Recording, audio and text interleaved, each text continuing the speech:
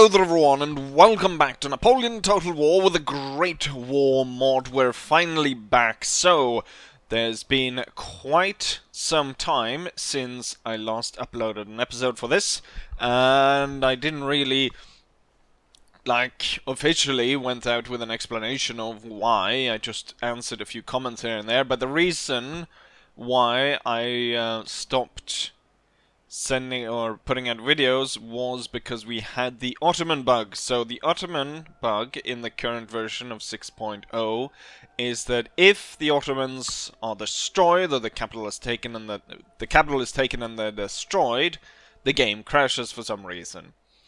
And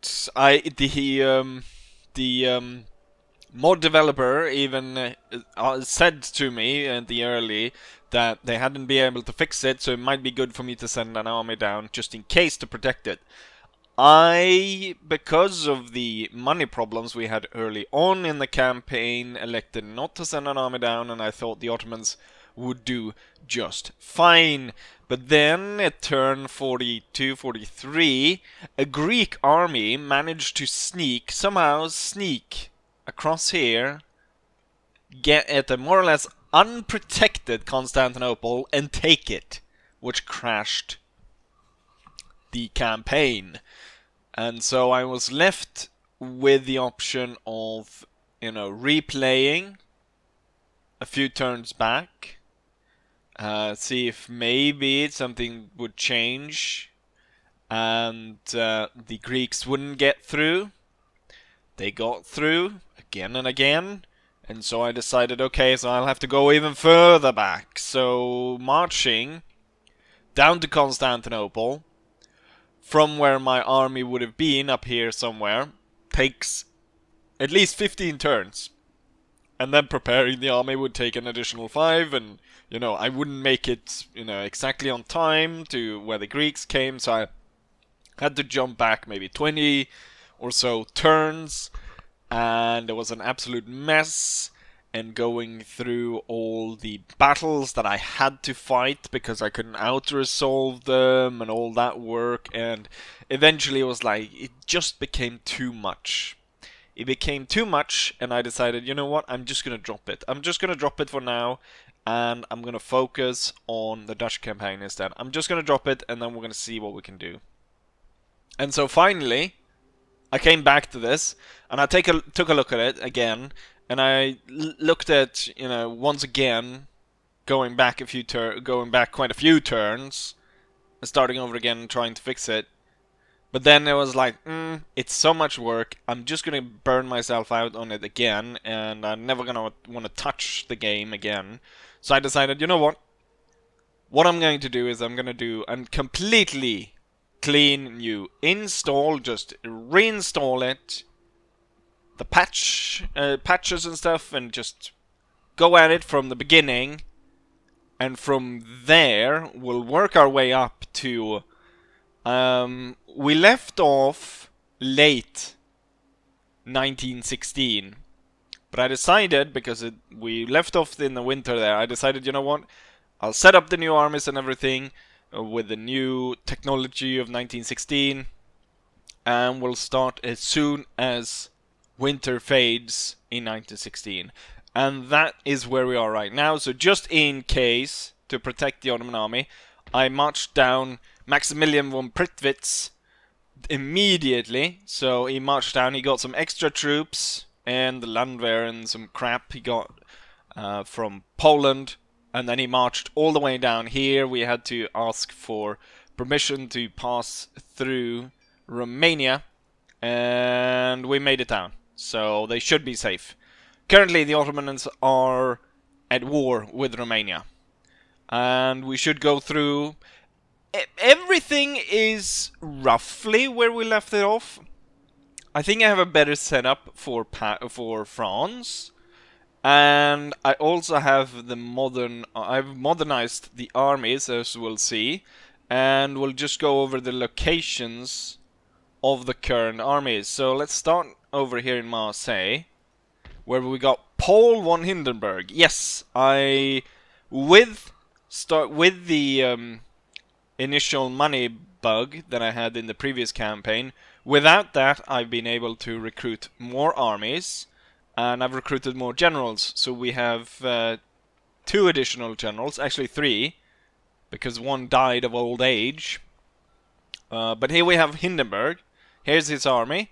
Mostly infantry battalions, but then he's got Jaegers, he's got the Ruhr assault infantry, and he got assault pioneers, machine gun, 2 of the old siege guns, and 2 of the new mobile field guns. So that's his army. He's currently moving to Marseille, going against the Italians. Most of my armies is on the way there. Next up, Albrecht, Duke of Valterberg. He was part of the old as well, or the old campaign. So you remember him. He's not as many stars, because I ended up not using him as much as I did in the other campaign. So he doesn't have as much stars, and his army, of course, is newly recruited, so that's why it's not veteran. But similar there in cannon, siege guns, field artillery, 2 machine guns, infantry. Then he also has the guard infantry and 2 Ruhr assault infantry, and he's also going down against the Italians. We've got another one here. This one, Crown Prince William of Prussia. I ended up using him a lot, or for some reason he got a lot of the positive stuff of all the outer assaults and battles and stuff. So he's pretty darn good.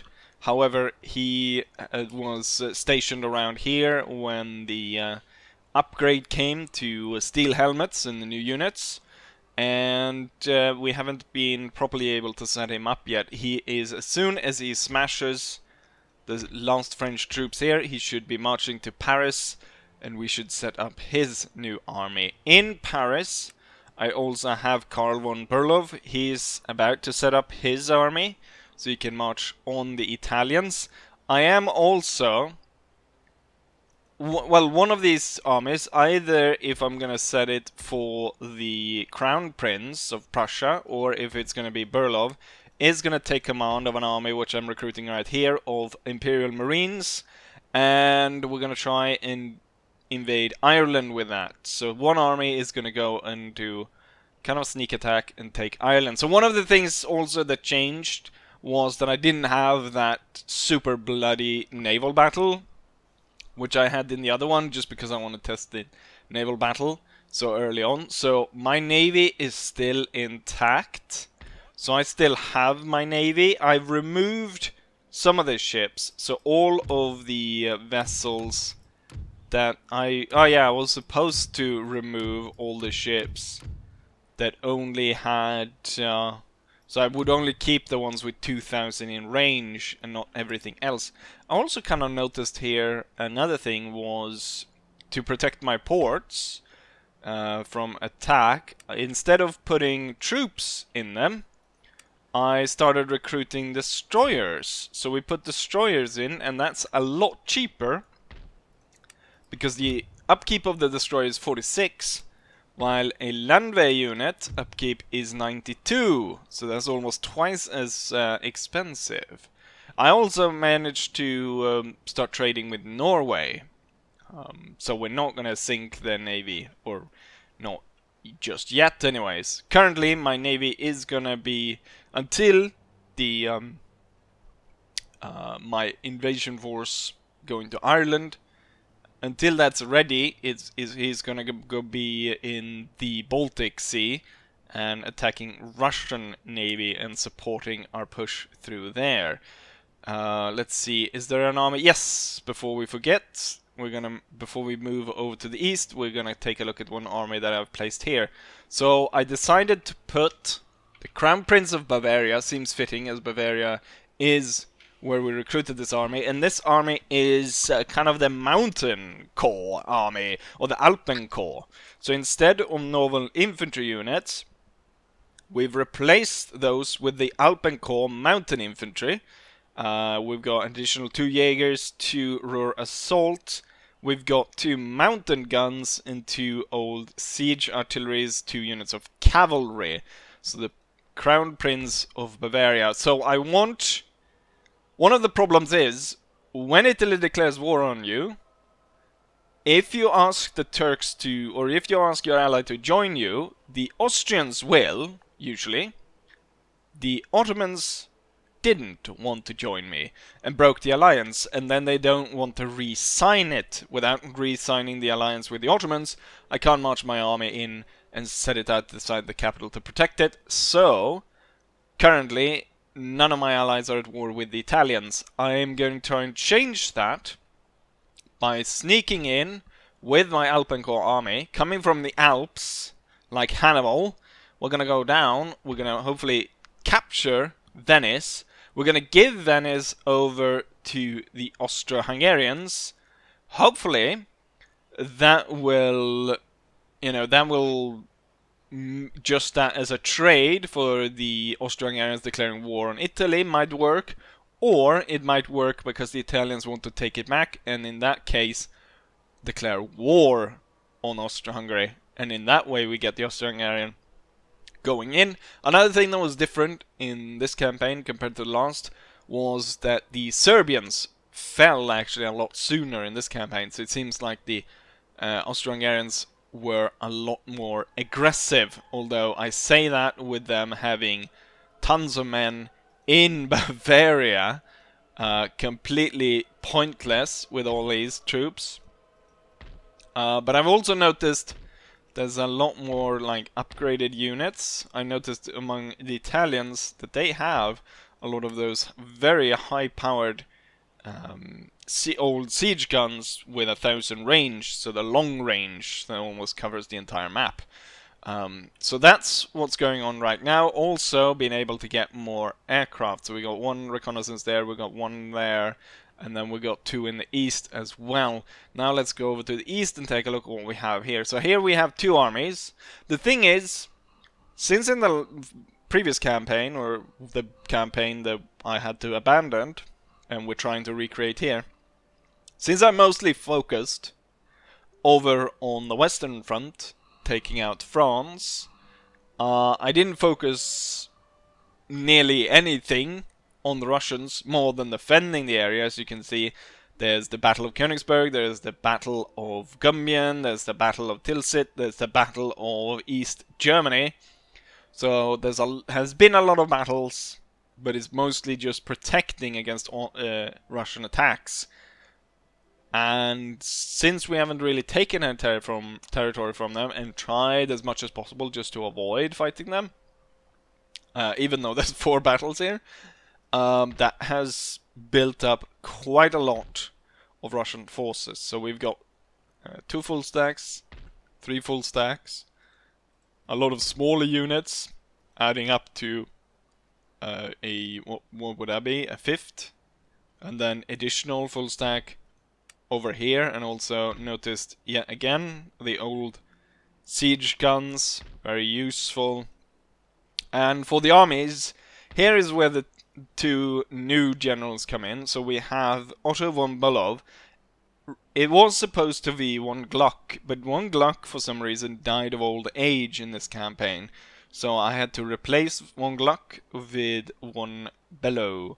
And then for this army, we have selected August von Mackensen to take him on in this army. And this one is a little bit special compared to von Glucken. Von Glucken is similar to what we saw for the other armies. 2 Jaegers, 2 assault pioneers, lots of infantry, and then the same kind of gun setup. Just additional cavalry as we are on the Eastern Front, to a lot more area of movement. And then for Mackensen's army, we've dispensed with machine gun. I don't think the machine guns are very good. I'll probably remove them from most armies. I think that they don't give enough bang for the buck in the current situation. I don't think they're a competitive unit as it is right now. His army contains the Guard infantry. You can have 8 of them. We have 4 on either front. So we've got the Guard infantry, and then as an additional troop here for the Jaegers. So we have 2 Jaegers, one of which is the Finnish Jaegers, which you can only have 1 unit, but they're really good with an accuracy of 70. That's really good. So we got Mackensen over there trying to hold on to the east, and hopefully this kind of gives you an idea of what's going on. Not maybe so interested is one thing that I noticed about the economy, which is I've been upgrading everything everywhere, kinda, as much as possible. And one thing that I noticed is just the add-on effect of all. So if you go to, let's see, something that isn't built. So military academy, or all the military buildings, they add administration cost. And administration cost actually reduces. So you can see administration cost minus 22% to my tax income. And with all of these military buildings, adding the administration cost, they add a lot. And I noticed that because I was starting to lose money after taking certain areas. And to rectify that, I have removed a lot of the training facilities in a lot of areas that aren't like crucial. One thing also, kind of a bug here, which I think I had a problem with in the last one I played as well, is currently for the military academy, I can't actually recruit. It says enable troop here, but I can't actually recruit anything from that building. I'm removing a lot of these military centers in areas that not really are front lines. So I've removed one from Poland. I removed the one in Belgium capital. I'm removing this one in Strasbourg. I'm not sure. We're not removing the one in Bavaria just yet. Paris might be removed as well. The French had tons along the coast here, so here's one that I'm removing. And hopefully that will fix our economy and up the percentage of this, which should be good, as the little I've done so far increased us from going minus almost 1,000, I think, to now being plus 7,000. So it adds a lot, just those percentages everywhere. Because I was noticing, I was going around and I was seeing stuff like this. So where we have a wealth in the region of 5,000, but we only are able to get 900 in actual income out of it, just because the percentage is so low. I mean, if it was this low in the Dutch campaign, I would be bankrupt. I think in the Dutch campaign, we're usually looking at something like 30%. It's the same kind of system. Anyways, with all of that said, I kind of hope that we're all on the same page of what's going on. The British has not been very active in this campaign at all. They haven't sent any navies yet, but that might change because, well, I mean, they're not active, but they're gonna be active when I invade them. So we're gonna see how that goes. I'm not expecting a huge success, just because I'll have to go up against the Royal Navy, and I think that's gonna be quite tough. But my plan is to launch that navy around here, so we go north up here and drop it down, rather than trying to go through the channel, which would be kind of suicide. I wish to at some point be able to crush the French navy, but that seems like a pipe dream right now. And taking out the French, they have quite a sizable navy here, so it would take a long time. I imagine once I've taken all of Italy, then I could set up through the Italian ports, trying to create some kind of Mediterranean fleet, just so I could quickly launch an army and take out the French, and in that way destroy their navy. Yes, we are trading with the Spanish again, but it's all blocked. All the trade is blocked. And I've been giving technologies to my allies. I did that in the last campaign as well. I don't think I said it, but there was a lot of people who asked me to do it. The thing that kind of bugs me is the Austrians are actually almost better at me, or it seems like we've gone for completely different things. Now, I wish they would actually trade with me. I guess that kind of is a good thing that they're not trading with me that quickly, because you would be able to level through the technology quite quickly. It would... But one nation that has been trading with me is the Nordic countries. So usually I'm able to trade quite swiftly with them, give them a few extra ones, and then I'll be able to add some. So that's one thing that I did rather early on. Just as I gave the Ottomans and the Austrians technology, I gave Sweden, Norway and Denmark a lot of technology, just because I knew they were gonna do their own thing. And if they're upgraded, if they're making a lot of money, if they're, that's all good for me as well. With all of this said, now I hope we're all on the same page of what's going on. Unfortunately, it's not going to be an exact jump off point, but you could imagine a lot would happen during that winter that this campaign was gone in. The late winter of 1915, 1916, but now spring has arrived and finally we get another video. So we'll start by trying to peel away all these bloody Russian troops. So what better way to do that than take Mackenson's new army and destroy Lavargerovich Kornilov, which is down here. The important part of this region to protect would be the new logistics base that we're building up in Gumbien. So as I move out here, this army should move in to protect that against this. Not so much the commercial or this one. I mean, it leads to mounted infantry, which would definitely be a step up against the rifle cavalry, the rifle cavalry squadrons. Can I actually get... We do have a... Oh, I need to build that one up to the next riding academy, right, to get the mounted infantry. And we need modernized cavalry, which is over here. 4 turns, though, that's pretty good. Right. Enough talking. It's time to go to war. Let's put Mackensen to work in the east. Hopefully, everything should work out just fine.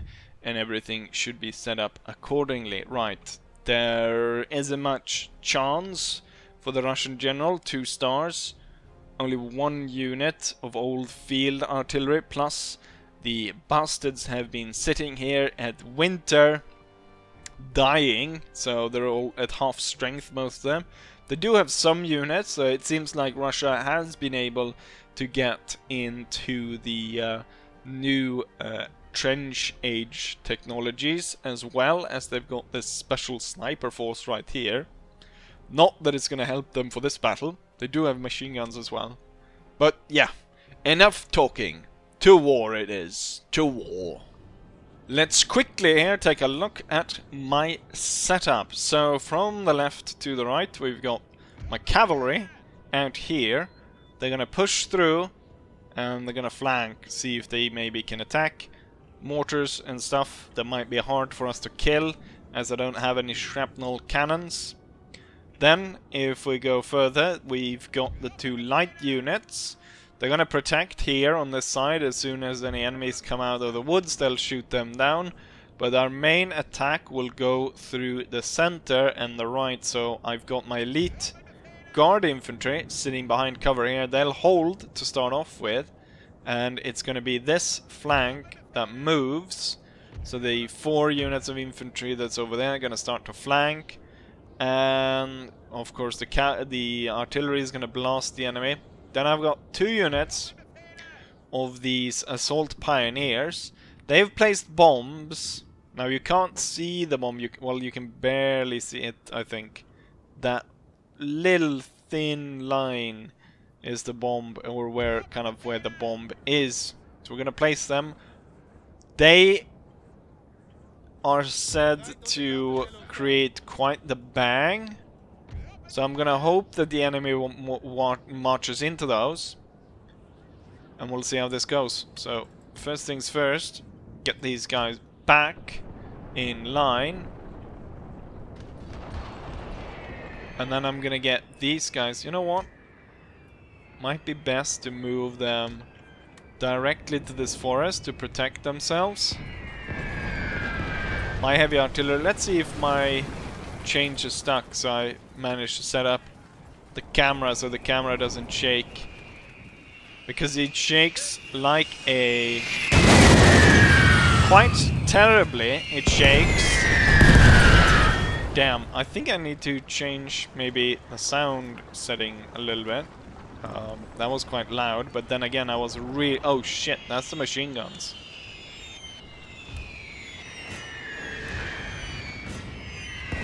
Currently, the enemy's artillery was unable to do anything. I've already blasted that. I'm now more worried about the machine guns because this infantry group is marching right towards them. They're not as effective as they was in the I think I maybe I should actually lower the sounds a little bit.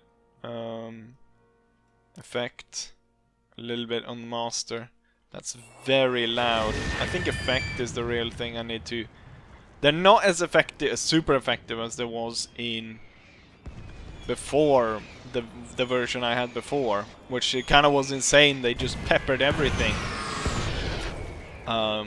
which kind of didn't really work against the AI because they wouldn't focus in on the machine guns and they would get absolutely slaughtered. But now I think that they're maybe a little bit too weak. It's hard to kind of... I haven't been playing so much with them, but I feel as though because they're quite weak in terms of, I mean, if infantry gets within range and starts firing on the machine guns, they'll get shot down pretty quickly. Now I'm really disappointed that these guys aren't marching onto the bombs. I'm hoping though, once we kill their artillery, I think it's the old, you know, old style thing with Napoleon where you have to kind of get the artillery advantage to force the enemy to come against you. So currently the machine guns are walking against us. They're not really being able to set up here. They're still kind of below the line here, so a lot of shots are missing or just hitting the ground in front of them. But yeah, it's not going too well for the machine guns. These guys have stuck. Oh, now they've started firing. Okay, so they're shooting at these because this is the only unit that's losing troops. So right now it looks like it's a...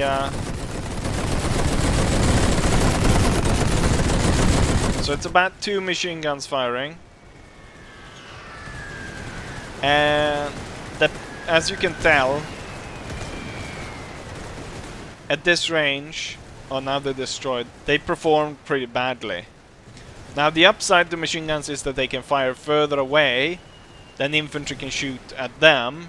So that's a balancing thing, but so what you could do if you were to set up machine guns is to set them up on high ground behind your infantry line, so they'll be able to shoot further than your infantry and kind of add on to the firing power. I really want the Russian infantries to move on to the bomb,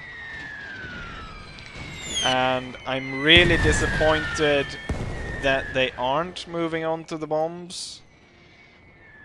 It's almost like they're avoiding them. Eventually we'll see it. I mean, the explosion is massive. Absolutely massive. So it's only a single soldier here. I don't want to advance just in case they start to kick into gear their attack. And they move to actually move onto the bomb. But right now it looks kind of it looks very sad. right now. It looks very sad for the prospect of having the enemy move onto the bomb. Apparently we hit loads of troops here. Could be hidden Jaeger units that have been moving forward. Because none of these units have actually lost any men. Well, there's some down here actually. Could be them or in the reformation. As they were reforming the lines. Might have gone hit. I mean, at this point they don't have any artillery. Well, they have that one mortar manned by 2 men. But they're not actually attacking, even with this. Oh, now they're moving forward. Looks like they're moving into an attack. Great. Hopefully then, we'll get to see them march onto the bombs. Okay, I'm gonna actually tell my artillery to hold fire. For a while here, just so we can see them go onto the bombs. I don't even remember exactly where I put them. It was somewhere around just here. It's a very thin red line. I don't know if you can even see it after deployment. It should be around here. Let's see. Oh, they're stopping? No, they're continuing. Oh, there! I landed right on top of it. Here it is. Here's one of them. Is the other one over here then? Or is the other one further out? So we got one there. And we got the other one possibly somewhere else. Right. So there's the line. Looks like this guy's gonna walk straight into it. We're gonna see if he's able to trigger it. I don't know how far away I should be. I've seen little of it. It's supposed to be huge. Let's see. Okay, now it's gonna come. Any second now. They're not triggering it. They didn't trigger it for some reason. The second unit though, marching over. Are you triggering it? He's close to... There we go! That's what I'm talking about. The unit completely destroyed. And the other one losing tons of men as well. Damn. Oh, there goes the other one. And the entire unit was destroyed. 16 men surviving here. That's impressive. I mean, imagine that in a multiplayer battle, someone managed to set as bomb somewhere and to just annihilate some unit somewhere. So satisfying. I actually did that to the what's it called? The Super Jew. We played when we played a little bit against each other. I was actually able to set up a bomb that he walked onto.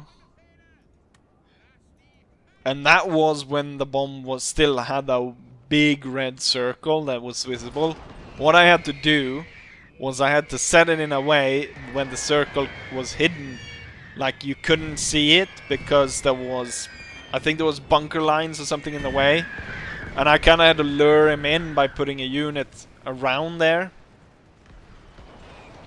But I still managed to actually get him to walk onto that and blasted one of his units. Unfortunately, the battle crashed. I think, as I recall, he recorded it live, so he had...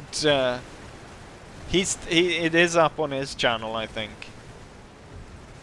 But I wasn't able to get it because I wasn't recording it live. I was expecting to record the what's it called? The replay. Okay, so this not a particularly epic battle, given that this is the first one. I think we can go ahead and do another battle here, even though this one's only lasted for 10 minutes or so. I thought I'd spent so much time, although I did talk quite a bit in the setup of this. How have you managed to lose that many? Because you are firing in the flank, aren't you? I imagine we're gonna see not that many, but yep, they're shooting each other. They're not shooting at units in front of them, they're shooting units to the side. Okay, so this Russian army, starved, From having sitting in our territory for so long. Now forced away. There's no way I'm gonna let all of those guys get away. I'm gonna send in the cavalry. Artillery, hold fire. There we have it anyways. First battle in the series for Mackensen. And it is an astounding victory with a new terrible weapon unleashed on our enemy. Here's the result of that battle. So we deployed 2,600 men against 1,700.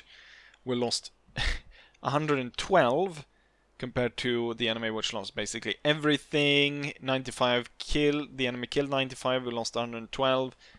Not as many team killed. I caught that the guards shooting each other pretty early, so I was able to stop that. Highest kills goes to the siege guns, then the assault pioneers. So I guess the assault pioneers actually got the kills for those bombs, as they were in the back, actually turning the wrong way through the battle. Pretty surprised there that they managed to get about 200 kills in both those bombs. Which shows kind of the power of that. Very good. And the first Russian army is pushed away. We'll actually move back. And then this... Oh, okay, so we don't actually get to a point where I was hoping I'd get Bulov to actually attack Boris over here, but it doesn't look like it. Could instead be maybe going down here. Yeah. You know what? I might as well just tease you here instead. We'll end turn, see when if I can combine more Russian armies here that I haven't been starved. This one also been starved. See if we can get armies that haven't been as starved as some of the others. And to combine it all into one big battle, maybe, here on the Eastern Front. And next episode might very well be against the Italians, as Crown Prince of Bavaria moves in to take Venice for the Austro-Hungarians, to kick them into the war against the Italians. Very good. With that said, I hope you guys enjoy that this is back, and I hope I'll see you guys for the next one. Bye.